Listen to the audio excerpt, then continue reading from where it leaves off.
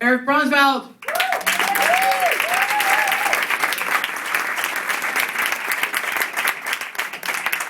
Hi there, everybody. My name is Eric Bronsfeld. Some of you may know me as Eric the Cabbie through either Champ Radio or maybe I've taken you to the airport. In both cases, I'm sorry. Yeah, I'm a cab driver here in Vermont, and the other day I was driving down the street to pick up someone, and it was a beautiful, clear day, and I come down the street, and there's this little old lady standing out there, and you can't say little old lady anymore, can you? I don't know. What would the Beach Boys have done with a petite elderly woman from Pasadena?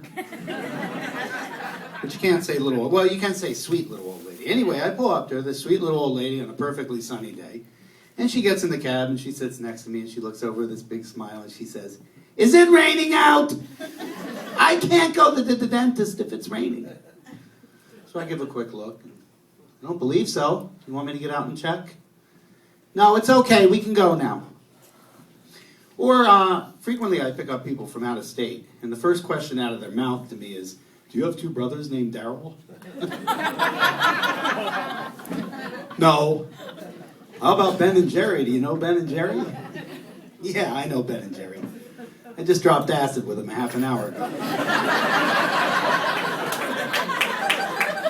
You better tell me where we're going, because it's starting to kick in.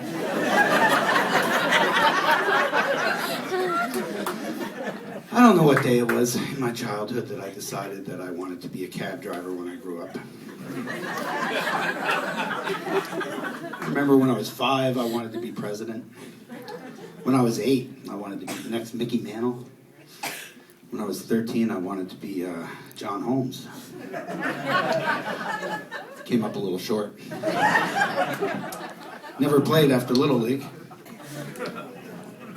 But I must have been sick that day that I envisioned being a cab driver. And wasn't it great when we were kids and we got sick? And Mom always knew what to do for us. She always knew just what to do.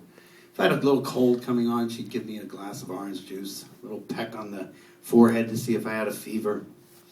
And if I had a bellyache, she'd give me a little glass of beer. The bubbles in it.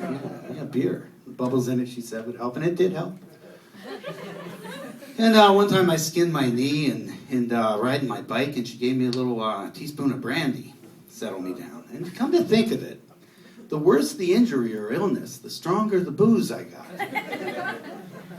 One day at the behest of one of my older brothers, I stuck my finger in this knot hole in the barn. And if I didn't, he would have beaten me to hell. So I stuck my finger in this hole, and one of my other brothers was on the other side of the hole with a pair of pliers and grabs hold and... I run down to the house, and I'm like, "Ma, what happened?" She takes a look at it, and she goes, "Oh, son, that might be sprained, might be broken. Here, take a shot of Jack Daniels." I think I got a bellyache too, Ma. So I got my shot of Jack, and I got my beer. And like I see my dad do 1,000 times before, down the hatch they go. I turn to my mom, and I say, "What are you looking at me like that for?"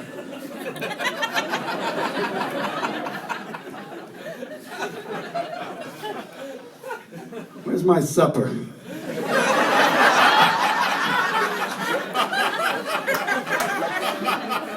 Who are all these kids? You sure they're all ours?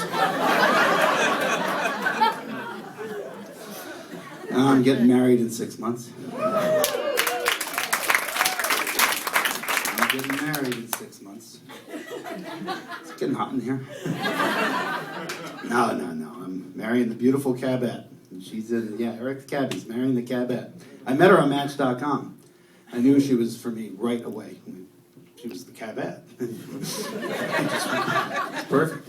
I looked down this list of things, too. I had everything. She had this list, this incredible list of all the things she had to have in a man. And I was like, "Hey, I got that. Yeah."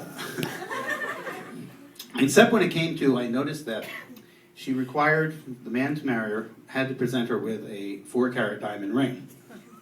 I'm a cab driver. So, fortunately, she agreed to the ring around the collar I brought her, and we are getting married. Are you still recording? Are you still here? I can't see a thing. And with that, I just want to say one thing to my mother before I get off the stage, because she's going to see this. And Ma, trust me, everything that's good about me, everything I've ever done, wonderful in this earth is because of you.